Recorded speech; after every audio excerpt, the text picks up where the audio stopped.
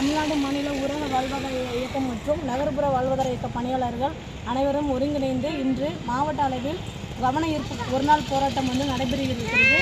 இது மாவட்ட அளவில் மற்றும் மாநில அளவில் ஒரு நாள் போராட்டம் நடைபெறுவதால் இன்று ஒரு நாள் எங்களுக்கான கோரிக்கைகள் 14 அம்ச கோரிக்கைகள் வச்சுருக்கோம். இது சம்பள உயர்வு மற்றும் நிரந்தர பணி கோரி வச்சுருக்கோம். இந்த போராட்டமானது இன்று எங்களுக்கு ஒரு தீர்வு இல்லை அப்படின்னா மீண்டும் மாநிலம் தழுவிய போராட்டம் நடைபெறுங்கிறத நாங்கள் தெரிவித்துக் கொள்கிறோம். நன்றி.